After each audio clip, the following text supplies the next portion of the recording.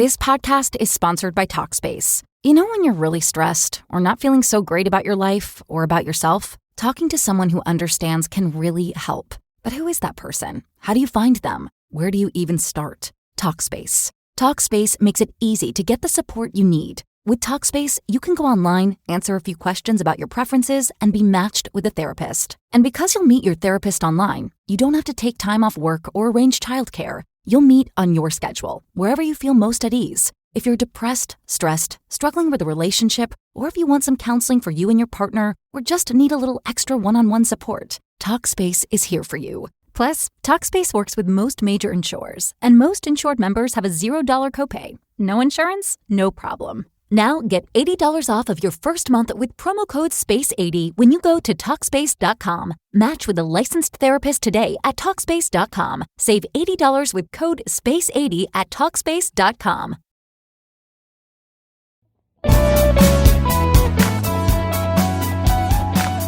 Hey there, listeners. Welcome to Shit That Goes Under Our Heads, the podcast where we normalize conversations around mental health.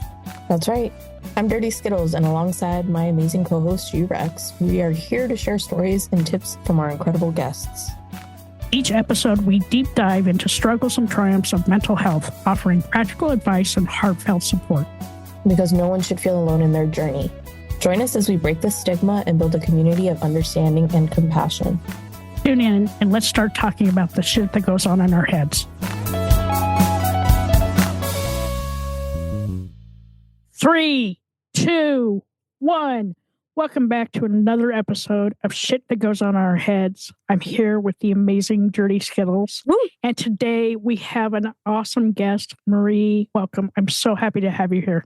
Welcome. Thanks so much for being here with me on this beautiful Sunday morning. Not for you, for me. You're in the future. Wow. The future is looking bright. I love that. I think that's awesome because the future's not looking so bright here in the U.S., but if it's looking bright in other parts of the country, the world, I'm so happy for you. Yeah, there's got to be some places, hey. Just on all of us, just positive thoughts and energy. And Exactly. I love that. So how have you been today? I've been really amazing. I really am in such a great space in my life at the moment. So I'm in happy land. It's amazing. Awesome. I like to hear that. What comes to mind when you say you're in such a happy place at the moment? I've done a lot of inner work lately and working in self-development myself. There are these waves that come through life, and sometimes there are way more intense phases where things come up, wounds that needed to be seen again or one more time to revisit. And I really feel like that you're going through stages, and sometimes it's very, it's like the ocean. Sometimes it's really rough and other times it's so plain. And at the moment I feel I've just come out of this massive wave and now there's this smooth and sunshine and the water's glistening on the surface. So that's sort of my comparison where I feel I'm at the moment, and lots of new projects coming into my life, which I really love. And I've just taken on a business coach and a VA in the same week. So that's how crazy and busy it is in a really good way, that I'm like, I need somebody to come and bring more structure into my life and into my business. And even with that, I go through phases. So that's where I'm at. I'm in a really good place. Things are just falling into place and coming my way.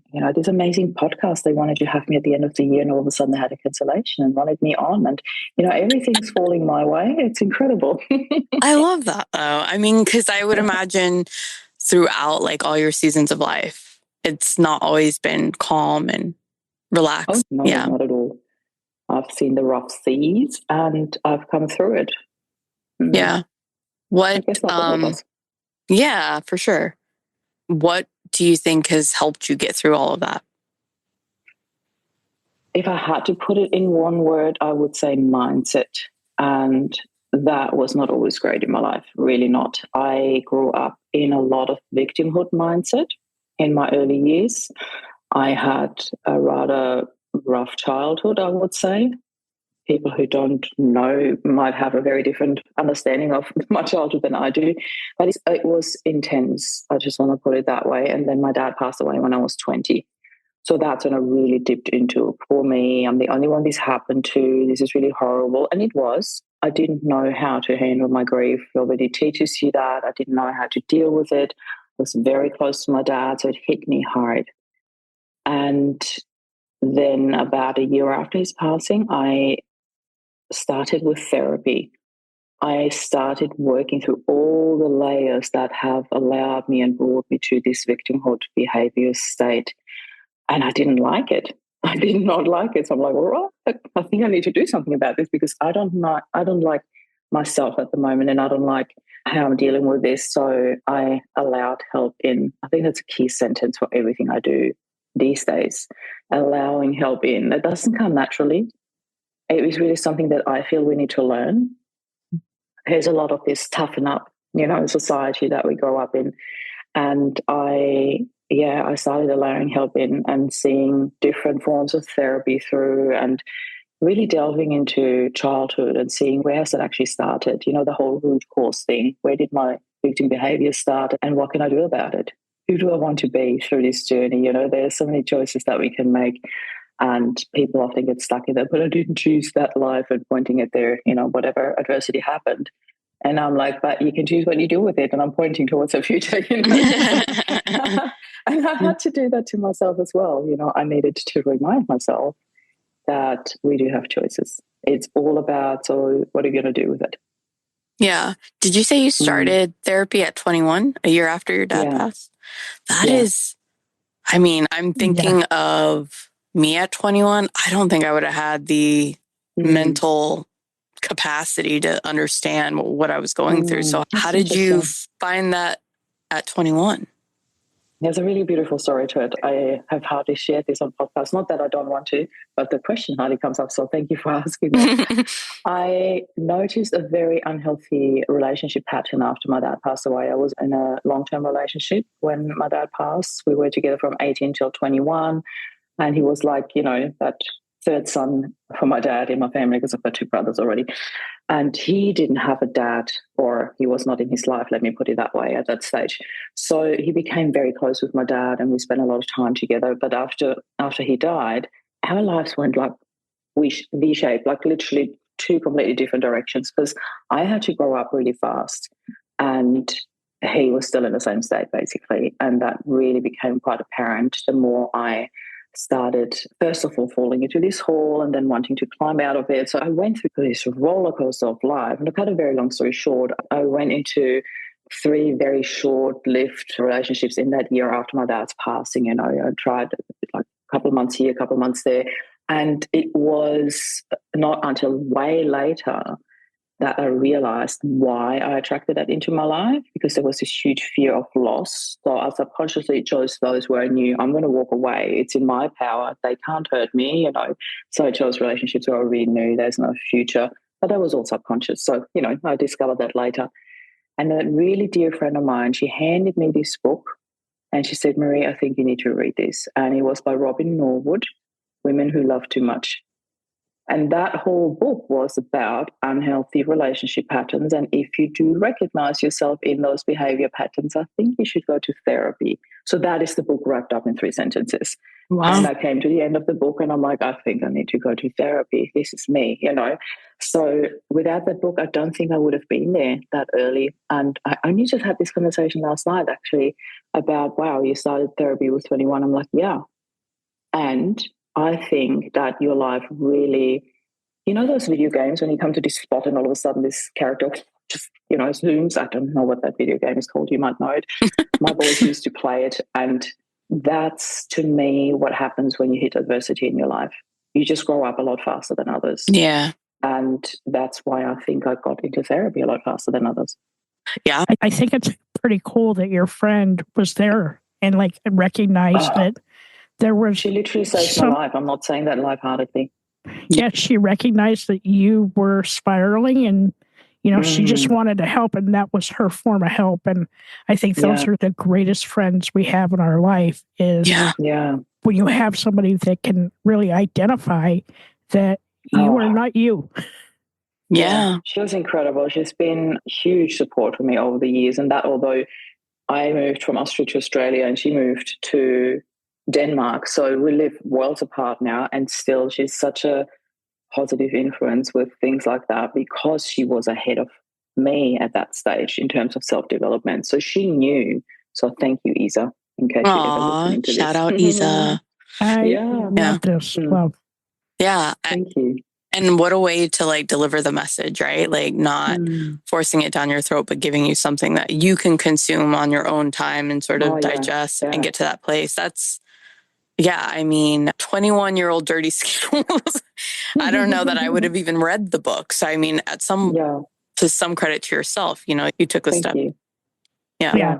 Because I can tell you, changed the trajectory of my life. Absolutely. 21-year-old G-Rex would have been like, yeah, suck it. I'm done. I don't need your help. I'm fine. Fine. And I feel like you touched on grief earlier. And I think there's the thought that came to my mind is like anybody who I've ever been close with that has experienced loss, it's like, no, you never know what to say to help them. And so I feel like to some degree, everybody sort of just stands back because we don't know how to deal with grief ourselves. So it's like, how can we help you? Yeah. Yeah, that is such a valid point because I felt so alone when my dad passed away because everybody did exactly that. Everybody stepped back and like, I don't know what to say. So nobody said anything. And I felt so alone and abandoned in this. Yeah. Wow, I never realized that abandon that just came in, and it's so that's exactly what I felt. Intense. Yeah. It's because what could you possibly say? You know, like what other than, you know, like I feel like my go-to response in those moments with my friends has always been like, I'm here if you need me, but like I'm not present and pushing. Yeah. That's such a good one, and not many do that. And that already, like, we definitely talk about language in grief a little bit as well, but this is a really good go-to. Yeah, and like for me, you know, I will tell them that I'm there for them, but I'll step back and you come to me when you're ready to talk. Yeah. Because that's what my friends did for me when both my parents passed away. You know, I was in my early 30s when my mom passed. And you know, but feeling like what you said, abandonment, right? Like so many friends just didn't say anything. And Can we drop right into that though? Yeah. Sorry, I didn't want to cut you off. But I just think like a lot of my friends were like, they checked out. They didn't know how to say anything. So I'd love to jump right onto that if that's okay. I know I haven't shared the rest of my story yet, but I really want to say something here because this is exactly the point. So there's such a fine line that makes a huge difference in terms of really being there for others. But a lot of people who are in this, I'm here for you, just call me when you need anything. And that just call me when you need anything sort of add-on changes the entire message because I can promise you I won't. And a lot of people, I'm talking hundreds of people have said that to me. Let me know if you need anything where I mean it. And I trust them, they mean it. But I didn't know how to reach out for help. Right. And here's a little thing that happens that is actually huge. When you have just gone through an experience like that, a person so close to you that you build an entire life with has passed away, and I'm going to get to that part of my story. And then somebody said, just reach out to me if you need anything. I didn't realize what was happening, but again, subconscious. Okay, if I reach out to either of you and I'm in this, despair space and I'm not in a good space, I'm really vulnerable and I need help. And for whatever reason, you don't have time for me. You'd go like, I'm really sorry, I can't do it today. There is rejection. And then, there's this next tiny little feeling of loss, I want to say, or grief, she's not there for me. And that is why I'm not going to reach out because I'm going to spare myself that additional heartache. I'm not going to ask if there's the tiniest chance that you wouldn't be there. So I want to change it too. And I often say that to people, when you have somebody in your life that has just gone through something like that, somebody in their life has died or even divorced, there's this feeling of grief, then please be kind to them and go that tiny little bit further than I'm here for you and go like, I'm coming over next week. Do you prefer Tuesday or Thursday? Or I'm cooking for you next week. Do you prefer chicken or pasta? Give them two super simple choices and mean it that you're there because then I'd really love to drop in tomorrow. Are you around? And they gives them the chance to say yes or no. It makes it simple. It's a yes or no. It's a chicken or a pasta. It's a Thursday or a Tuesday. Make it simple and mean it. Don't just go like, I'm here if you need me. Because I can guarantee you, I need you now, but I'm not ready to say it. Right. And that was time to understand what was happening in my subconscious, that fear of rejection that holds you back from actually reaching out when you really need it. Yeah, that is exactly how I would interpret it too, right? Like, I know I had a friend, or I have a friend, and she lost her mom. And I remember being almost like paralyzed with like, how do I show up for her? Because I don't know how I would take what happened, right, in my own personal life. And I remember I remember thinking like I would never burden my friends, even if they said, you know, call me if you need me. I wouldn't want to burden them. And so all we could do, I remember me, my husband, and my mom, like got my whole family involved, that we all just made freezer meals and just dropped them off. We didn't ask questions. But even still, like, I just remember thinking like, shit, if she actually did come to me, how could I show up? You know, like, how could I help her through that? That's really, I can tell you one thing that helped me, and I remembered this because I just got done listening to Simon Sinek. He has a YouTube video called 8 Minutes. And I love it. I just shared that. Yeah. I love it. And I wish that more people would listen to that, because listening doesn't really require action. Just listen. If you would just listen and not and let us get those feelings out of our head. Yeah. That sometimes that's like the most powerful thing to do. It's one of my favorite. And every time I send it to somebody, share that in the show notes. Yeah. That every video time is life-changing for me. Absolutely. Every time I share it out, it makes people cry. But because they remember like what I was going through. But for me, I didn't tell anybody what was going on with me, because I didn't know how to tell them what was going on. Nobody knew until after the fact. Right. And I caught a lot of shit for it. But when you can't find the words, or you can't find your footing, it's really hard to tell people what's going on. But, you know, thank God for Dirty Skittles. Thank God for my wife. You know, this podcast was born out of that really dark place. And here we are.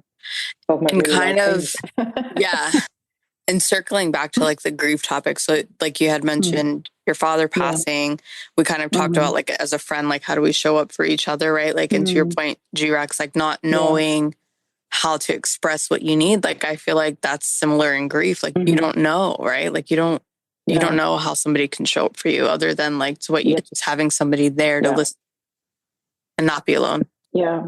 Especially when your whole world has just fallen apart and like, I don't know what I need. I just need to survive. I just need to get through the next day, you know?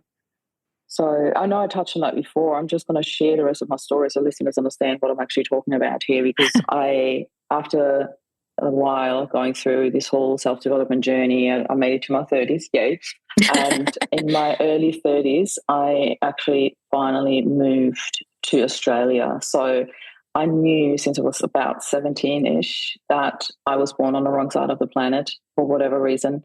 And my heart was always drawing me to Australia. Always felt like I need to move there. I couldn't even explain why. I had never been there. I didn't know. 97, I finally got there for the first time. I was 25. You can do the maths now. And I instantly felt like coming home. So the 3 following years, I made it to Australia like 9 times. I was literally just flying back and forth, spending as much time as I could here. And then eventually in 2004, I moved here for good. It's my 12th flight to Australia was finally one way, you know. So I grew roots here really quickly because I, you know, basically started growing roots before I even moved. And I had friends here then. And about 10 months after moving here, I met Rob. And another 10 months later, we were married. If anybody would have told me that, I'm like, you're crazy. There's no way I'm going to marry a man that I just, you know, met 10 months prior. But Rob proposed to me 5 months after meeting him. And I was, of course, there was just this, what everybody talks about, and I never understood, when you know, you know. And I met Rob and I knew he was the one. He was the one. My knight in shining armor, you know, he just really swept me off my feet. And We had this dream barefoot wedding on the beach that we both always dreamed about. We have two beautiful sons, Flynn and Jed, that are now 17 and 15. And we had this absolute dream relationship, as in really in tune, very connected. Everybody looked up to us as, oh, that couple, Rob and Marie. And, it was just absolute fairy tale, basically, until Rob went on a business trip and didn't make it home. So he was 5 hours flights away from us and died from a brain aneurysm. Absolutely no pre-warning. There was no signs, nothing that could have indicated this. It was just a split second and he was gone. And I remember that day so vividly, as you can imagine, because I was the one who eventually called a hotel. I was calling and texting, and my anxiety levels were rising because Rob was one of the most reliable people I've ever had in my life. And for him not to wake me like he said he would the next day and then not answer his phone and then not text back, I'm like, something is not right there. And you go through the excuses in your head. He might have left the phone in the hotel. He might have lost it in the cab like he did on our wedding night. You go through all these things. I'm like, what could have happened? And then eventually I call the hotel, and as I said to them, can you please send somebody up to my husband's room? I feel there's something not right. He's not calling me back. Don't think I'm one of those freaked out wives stalking her husband, but I know there's something not right. And as I'm saying that, I had this split second of a vision of Rob collapsing in the shower. And I remember shaking my head physically thinking, stop it, Marie, don't go there. What are you doing to yourself? You're driving yourself crazy, But I said it to them. I said, and can you please check in the shower? I thought they must think I'm nuts, like saying that. I don't know why, but I said it because I saw it. And that's where they found him. He really did collapse in the shower and die. It was not just the fear, it's actually what happened. So, yeah, it was the second really deep point in my life. And I, from the get-go, handled it polar opposite to what I went through when my dad passed away.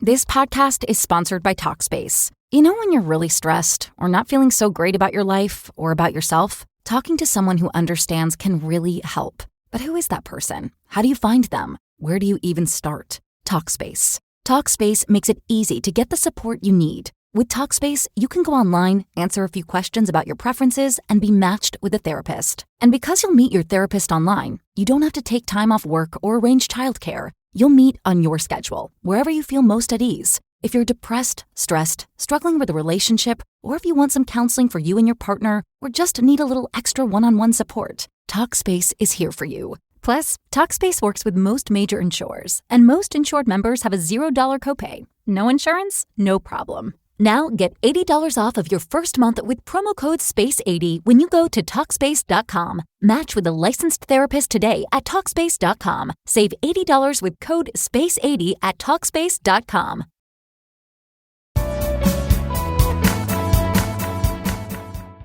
So I'm going to delve right into that as well, because I often talk about the hidden gifts in adversity. And for me, one of the hidden gifts in the adversity of my dad dying was for me to learn how I didn't want my boys to go through this. And Rob and I, another hidden gift, actually had the what if conversation about 3 years before he passed. Rob came past a fatal accident that night, and he was on his way home from work, and he rings me up and goes, babe, I'm going to be like 2 hours late. Heathcote Road is closed, and that's like a road going straight through the national park. There's no way around. If you do a detour, it's like a 2 hour at least. And we learned that a young dad has lost his life that night. His daughter, 16 months old, first time mom at home waiting for him to come home. It was horrible, absolutely horrible. So that night we sat on our bed and had this conversation. What would you do? Our boys were so little when we heard that. They were probably about 5 and 7, maybe, if even 4 and 6. Yeah, 5 and 7. So we talk about that, and the outcome of our conversation was, if something was to ever happen to me, I would want you to create the happiest life possible for you and the boys, because that's what love is. Love just wants you to be happy. And exactly that became my North Star in my darkest hour. When I received a phone call, I'm sorry to inform you that your husband deceased in a hotel room in Perth this morning. So, Jesus. yeah. Holy shit. Yeah. Wow. Holy shit. Wow. Wow. Yeah. That's tough. Deep breath. That's tough. I know. I'm thinking like, shit. First of all, I can't, just the human nature part of me cannot imagine your loved one being so far away. And then this happens. So then do you have to now book a flight to, like, how, I mean, because you want that loved one close to you again, right? But of course. How can that happen now? Like, that's tough. That's tough. And then you have... That's exactly what we did. Yeah. Yeah. We did book the flight. So, but first of all, I had to tell the boys, that was by far the hardest thing I ever had to do in my entire life. Telling them that had died, there is no sugarcoating. You have to say it straight out. There is no, how can you prepare them for that, Yeah. So we sat in that really primal moment, and I held space for them, and we cried and they screamed. And then I packed up my things after a while. I'm like, we're going to Nana and Nana. I knew I had to tell Rob's parents in person. I knew that I didn't want them to have to hear those news over the phone, because this is incomprehensible. Is that the right word? Uncomprehendable? It's my bilingual brain, but you know what I mean. It's really hard for your brain to wrap itself around those news, let alone when you hear that over the phone. So I didn't want them to go through that. I packed up the kids. We drove over there. On the way, I told his older brother first, then my mom, because she was due to fly out to Australia to come for Jet's Holy Communion. And so the flights were already booked. It was like 11 days later, she was here. And then I rang his sister, and then I was already at their house, and I told them it was absolutely horrible to witness his dad fall apart. That was really horrible. And we stayed there that night. Friends and family came over. I was standing around the kitchen. I was hiding in a corner, basically, and just staring at my boys. It was such a surreal space. I even feel emotion going through my stomach now when I recall that moment. And the next day we booked a flight to Perth and flew over to identify Rob's body. And we were very lucky that we had previous neighbours who lived there who picked us up from the airport, who literally took us in and held space for us while we were going through that, drove us to the mortuary, cooked for us or for the boys. I couldn't even eat the first few days. I could hardly eat. I was just in this functioning mode. And then we came home on the flight that Rob was supposed to come home. Jeez Louise. Yeah.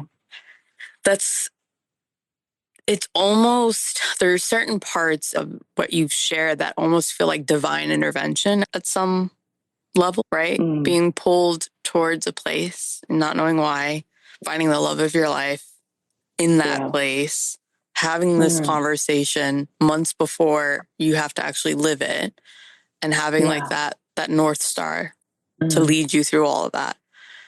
Yeah.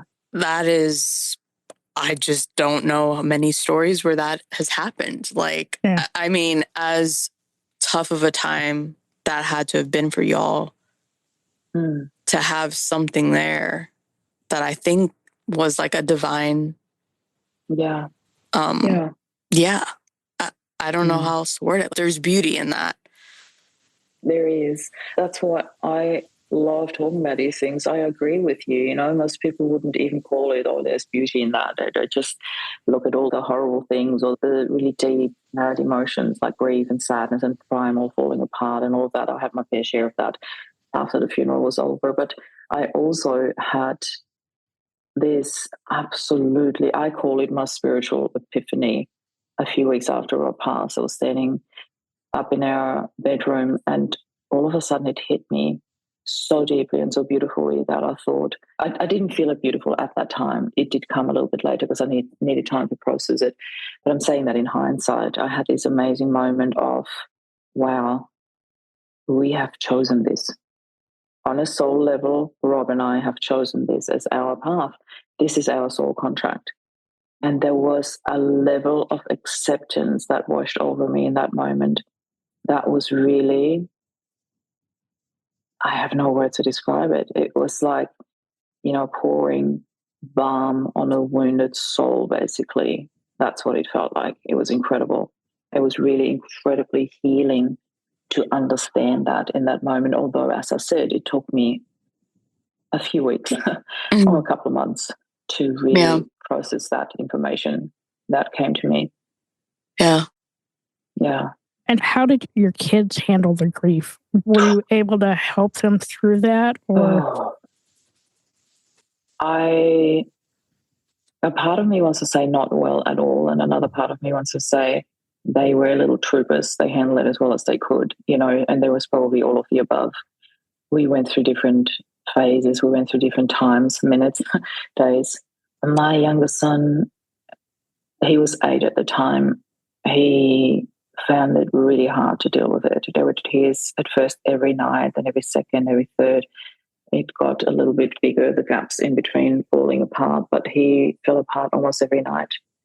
And because nighttime was when everything quiets down and then the emotions hit you even more so. Daytime is easier to get distracted. Right. But I literally just held space for everything and all of the above, whatever came in.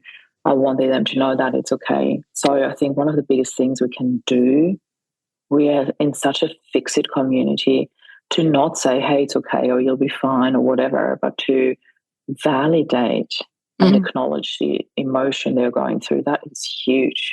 It takes a lot because you want them to feel better. You want to say, hey, come here, it'll be fine. But right now it's not. It's not fine. It's not fine that my dad just died. I get it.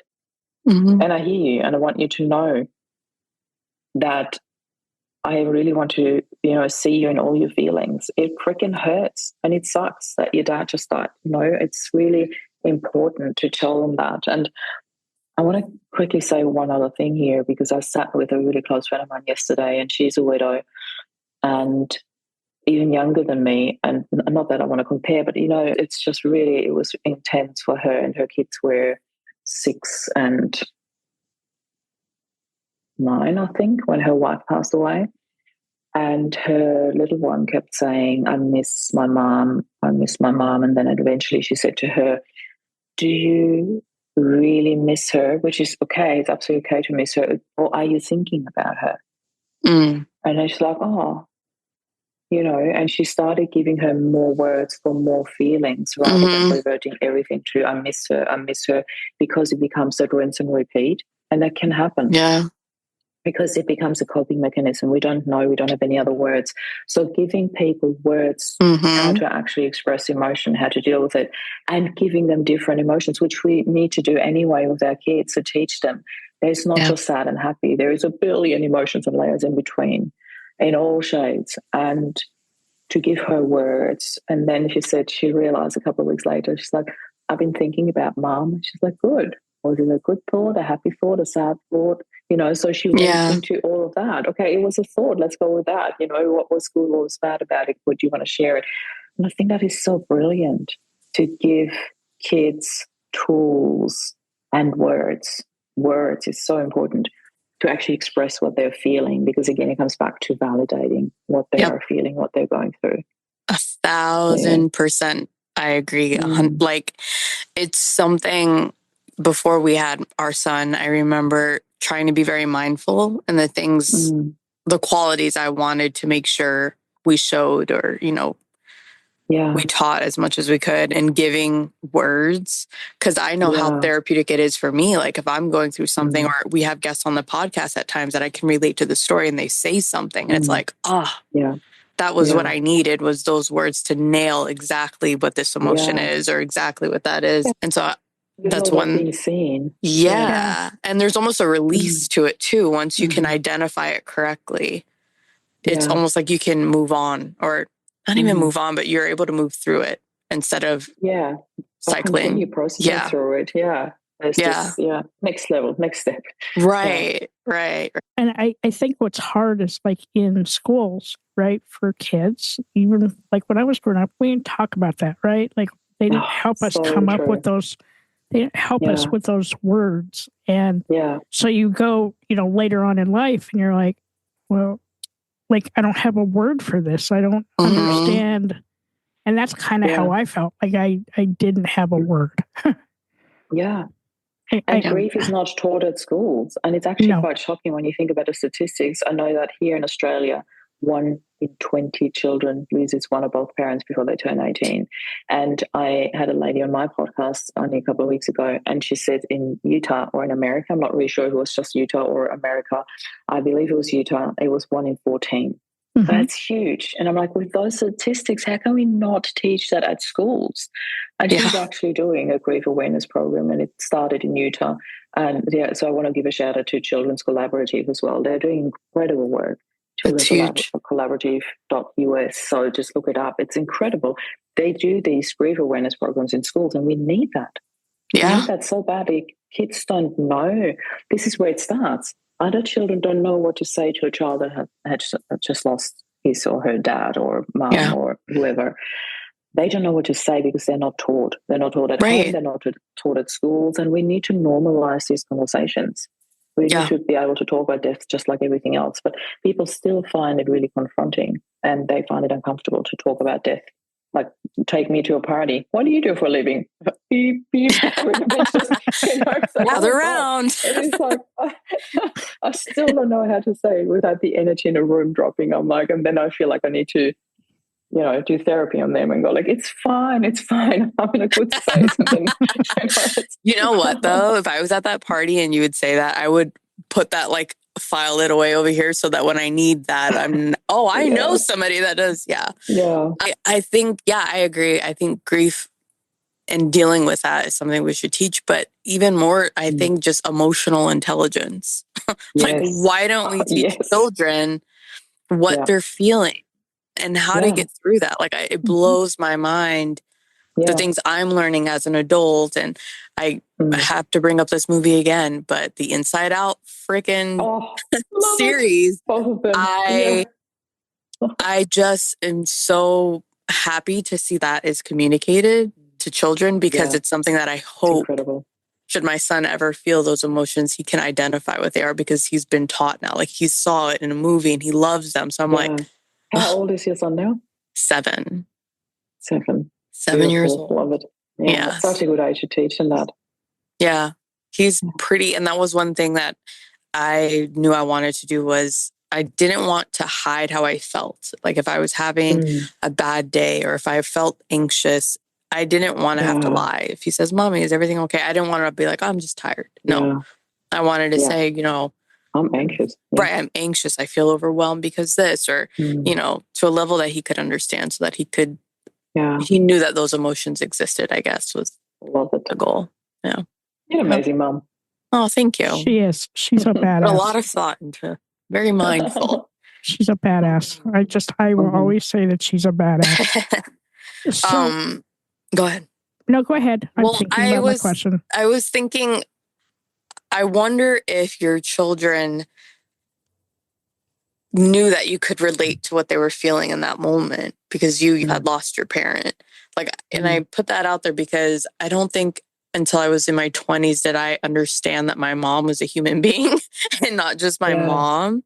And finding out that she had real life experiences and things that she had gone through, and seeing her on a human level, I think. So I would hope that, if I would be able to look to her for guidance, because she herself was a child who lost her parent. You know what I mean? Yeah. I know from fact now, and it took me a little while as well to really own that I am an outstanding mama bear to them. I really am.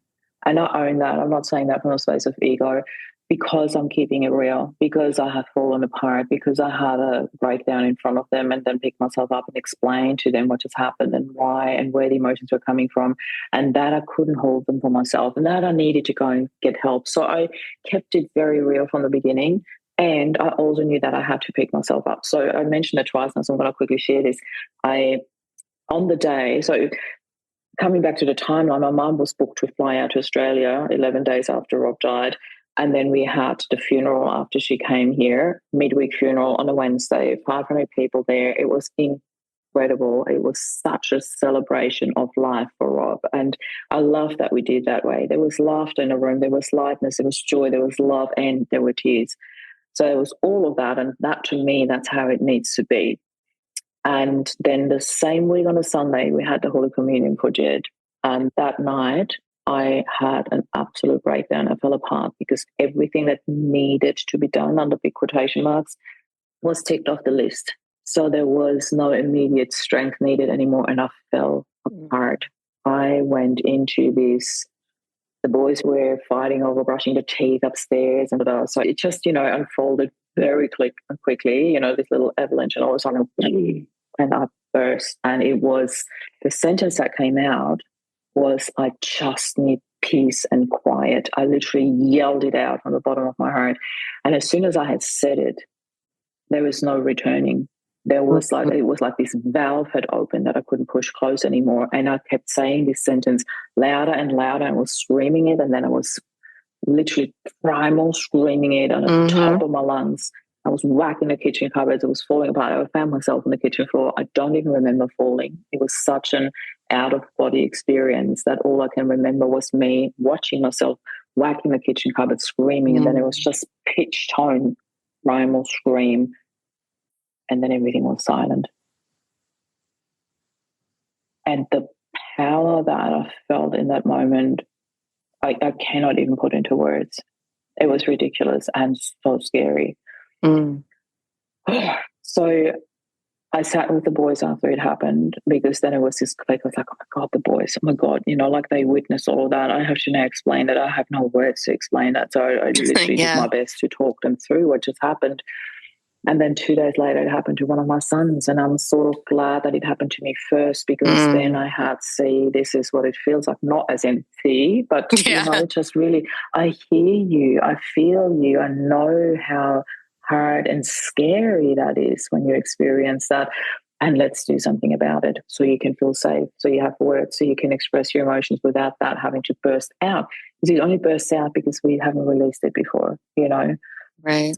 So I went and saw a positive psychologist and allowed help in. Here we're coming back to the sentence I said at the very beginning, allowing help in, so powerful. And in one of our sessions, she asked me exactly that. I said, there's all this expectation around people, like from people, of how I'm supposed to deal with grief. They're expecting you to fall apart. They're expecting you that it's hard and it's heavy, and that's all we learned about grief. They don't talk about hidden gifts. They don't talk about the love that you feel. They don't talk about the healing, the connection that happened between the boys and I. We were already so close before, but what happened thereafter is a love and a connection that I cannot put into words. Nobody talks about these things. They're beautiful. They're really beautiful. Amidst all the grief, amidst all the hurt and the pain, there's such beauty and depth. And for us to allow for all of that to be validated, to be seen, I think we have a lot of work to do around that. So she asked me what grief meant to me, and for me, the first word that came up was empowerment. And I did not expect that. I did not expect that to be my understanding of grief. But it came back to the power that I felt when I fell apart. When you fall apart, you see what's left in you, and that was power.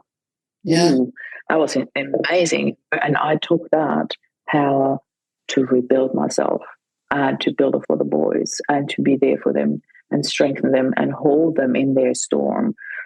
And I decided to write a book about it. The book ranked in the top 100 bestsellers of Australia. And I'm like, oh, okay, I think I've got something the world needs. And that's sort of what kicked my very harsh turn of my career into place. I built a movement. I built healing journeys, programs, retreats. I did a TEDx talk, wrote another few books, and took about 5,000 people on the healing journey from 2019 till 2023. Till I had this moment of, I'm done.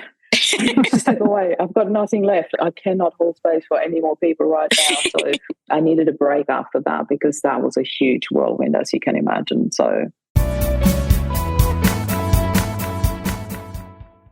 This podcast is sponsored by Talkspace. When you're really stressed or not feeling so great about your life or about yourself, talking to someone who understands can really help. But who is that person? How do you find them? Where do you even start? Talkspace. Talkspace makes it easy to get the support you need. With Talkspace, you can go online, answer a few questions about your preferences, and be matched with a therapist. And because you'll meet your therapist online, you don't have to take time off work or arrange childcare. You'll meet on your schedule, wherever you feel most at ease. If you're depressed, stressed, struggling with a relationship, or if you want some counseling for you and your partner, or just need a little extra one-on-one support, Talkspace is here for you. Plus, Talkspace works with most major insurers, and most insured members have a $0 copay. No insurance? No problem. Now get $80 off of your first month with promo code SPACE80 when you go to Talkspace.com. Match with a licensed therapist today at Talkspace.com. Save $80 with code SPACE80 at Talkspace.com.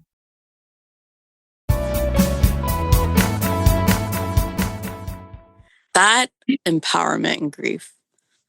You saying that whole sentence, like my brain cannot even get there yet. I don't think I've ever felt that before. Like feeling power when your world is falling apart, when the control is gone and you're left bare, right? Like that is you at the root of whatever it is you're going through. Yeah. Yeah. I can't even imagine. I wish you were around.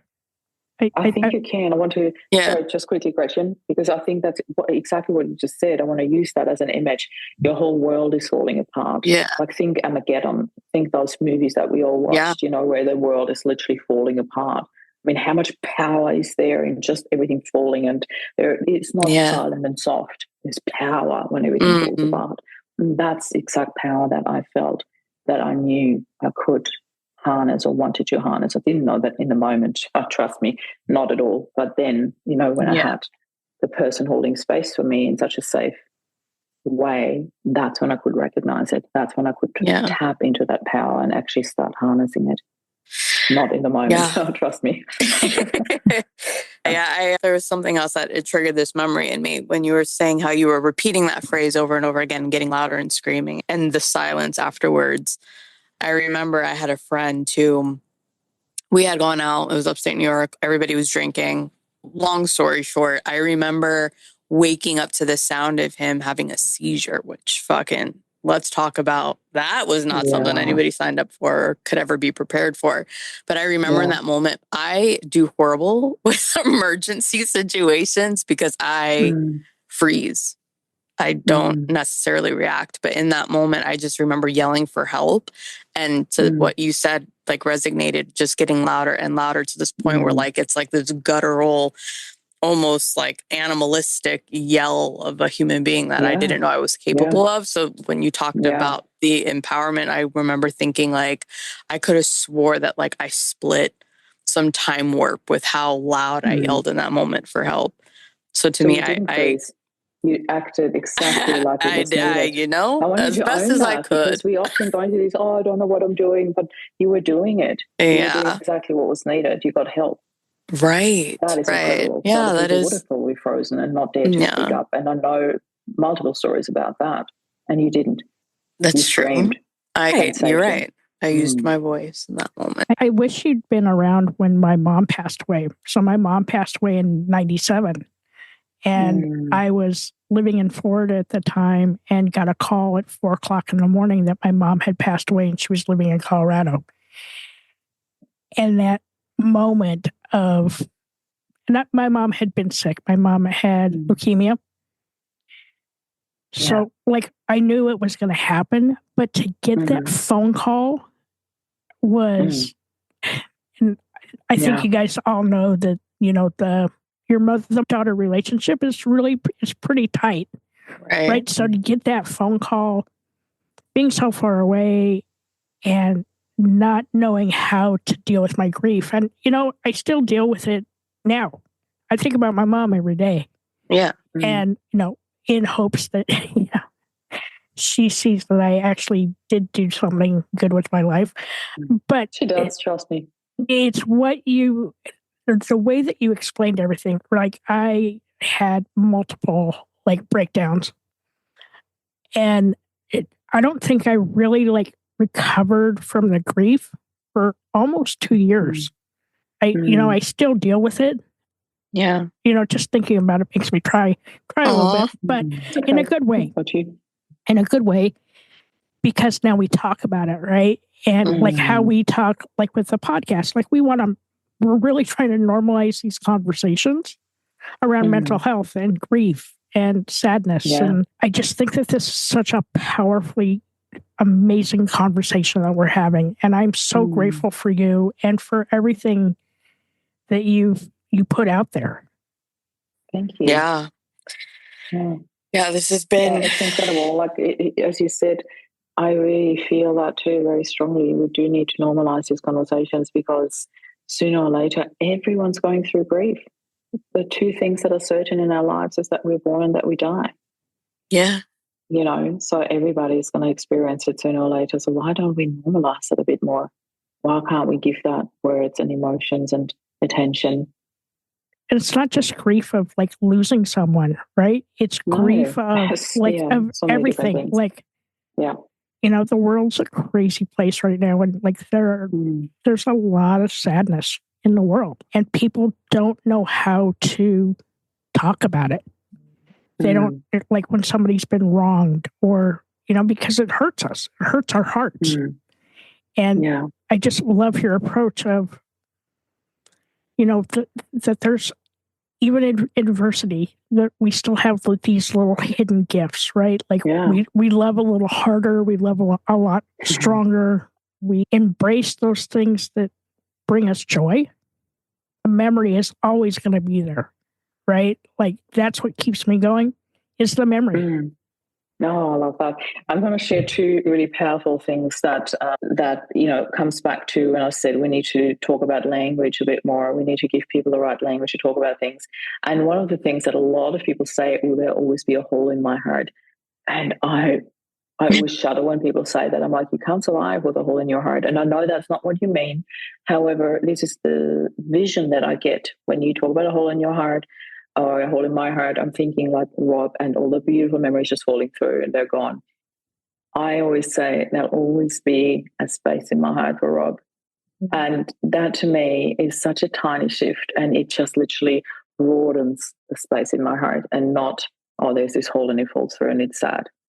I love saying there'll always be a space in my heart for Rob, because there will always be such a big part of my life, and obviously in the boys' lives. That is the one thing that I wanted to share here. And the other one was so powerful for me because, again, I come back to what society usually uses. And there is this line that we all know and have all heard and use it a lot, especially in the mental health space. And yes, there is a time and space for that as well, which is it's okay not to be okay. And I hear you, and it's important to know that. It really is. I don't want to diminish the value of that. And then a friend of mine came in, and his son died by suicide. And he had this amazing sentence that a really beautiful friend of him said to him at that time when he was going through his healing journey. And then he said it to me, and it was this 180-degree turnaround in my brain, in my heart, in my being. And he said, Marie, it's okay to be okay. Whoa. That was so powerful. And I want to say that in particular for you, Gretchen, when you think of your mom, it's okay to be okay. It's okay to live your life wholeheartedly. She would want nothing else for you but that, but joy and being alive and taking it by the horns and just riding that bull and just woohoo, go through life, cheering and doing what she can't do anymore, So for me, there was also that I want to live my life to the fullest because Rob didn't get that chance. Not just for him, but also, and for me and for the boys, exactly like I promised it. Take the life and create the happiest one possible for the boys and you. I'm doing it. I am doing it. And I'm loving it. And I know he was freaking proud of me. Yeah. I love that you said that. You're living life to the fullest because he's not here to do that. And that's, I think, where the beauty that I see in this story is that, like you mentioned, celebrating his life. It was a celebration of life. And I think that carries on after those that we love are gone, right? Like we still have the rest of our life to live, and we shouldn't have like the hole in our heart. They are still a part of our decisions. So I love that you said that. So I have one thing for you, Dirty Skittles. You always talk about, the folder on our phone of photos that bring us joy. Yeah. So in my folder of things that bring me joy are 4 or 5 pictures of my mom. And every now and then they cycle through, right? So I have it on like a loop. And the picture came up the other day, and I was being like super creative. Because now that I'm working for myself, I can have all this immense free time. Mm-hmm. But I wrote a letter to my mom. Like, it was a letter that I wish I'd written when she was alive, but it made my heart feel good. And That's for me, beautiful. that was like still processing the fact that she's gone, but knowing that she would be so happy to see that I took all the pain in my life and turned it into purpose. 100%. 100%. I give you another little gift, Gretchen, especially for you. Yes. I would love for you to take the next step as well, if you want to, or whenever you're ready. Because this is something that I often say to people that I work with in the space of grief, to take that letter to another level. And I think it's important that you wrote that letter first. And now that you've done that, to step into your mom's perspective and write a letter to you now. Where you're at now. Yeah. Your face just lit up. That's deep. Yeah. That is deep. But like, I'm already thinking about it now. Yeah. Wow, where have you been my entire life? Like, it's been in over Australia. 20 years. It's been over 20 at years. That stage, I was still in Austria, actually, in 97. That was when I first flew to Australia. In October 97 was my first flight to Australia. Awesome. Yeah. But that is so powerful, because often when I came up with that exercise at the retreat, people were like, oh, yeah, we're right. And I was like, oh, different letter. They all think they know what's coming, and they talk about the letter that you have written. And I think it is really important and beautiful. And I think this next level is where the healing then comes comes in even stronger. I don't want to say the other one doesn't bring healing, because it does.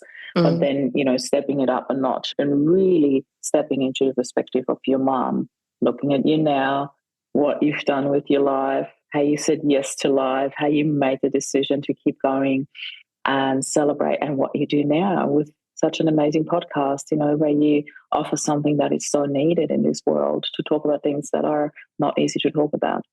So, yeah, this has been the best therapy session I've had. This is perfect way to end our day, right? Like, I'll send the invoice later. I'm just Will you? Okay, great. Like, do you want that in US dollars or Australian dollars? Just let me know. But this has been, it's something I needed to hear. And I appreciate you so much. Yes, I feel better. I feel better. Lighter. I feel lighter. Yeah. Like, how you have like a weighted x-ray blanket on? Yeah. I feel like I can peel some of that off. Because you can just let it all go if you want to. But if you want to hold on to it for a bit longer, that's up to you. But Okay, I have 2 questions for you. Question number 1. All right. If you could go back in time to visit a younger version of yourself and give that younger version some advice, what would you say? And how old are you when you go back? Oh, 12 came up. No idea why. Where was I when I was 12? Oh, okay. So when I was 12, this is when I turned from being a mama's girl to a daddy's girl. And my dad became the most important person in my life. And we moved to this amazing winter tourism place in Austria, where we had the frozen waterfall in the middle of town, and everything was just so picturesque and beautiful. And I feel that to me was a fresh start in life, to becoming who I was, like really no more hiding away, fresh start sort of out of the childhood that I knew into new opportunities. And what I want to say to my younger self is, here it is, love yourself. Everything in life that needs or wants success needs self-love as the base, whether that is business, whether that is relationship, whether that is healing. If you don't start with self-love, it's like building a high-riser on sand. You need to build the base first for it to keep standing. Anything else will just crumble. That, I think, is the most important message, and I really deeply wish I would have learned that earlier and not when I was almost 50. I love that. Maybe 50. Yeah. That's how I learned that lesson. That's how long it took me. And I really wish I would have learned that earlier. Yeah. Second question. So far, what has been the hardest lesson that you've learned? I think it's the same answer, to be honest. It really is. Like, self-love was the hardest lesson for me to learn. It sounds so easy, but it's not. Yeah. It takes so much work and acceptance and dropping the judgment towards yourself. And as human beings, we do judge. That's what we do. No matter if you want to admit it or not, we do judge. Yeah. And to drop that judgment towards yourself is really hard. Right. And to go like, I love myself despite not feeling or being or looking the way I think would be my ideal, to just start with love and acceptance first before we do the changes. Really think a perfect example for women, if I just lose 20 kilos or 10 or 5 or whatever your number is, then I love myself. I've done it that way around, and I did lose the 20 kilos and I still didn't love myself.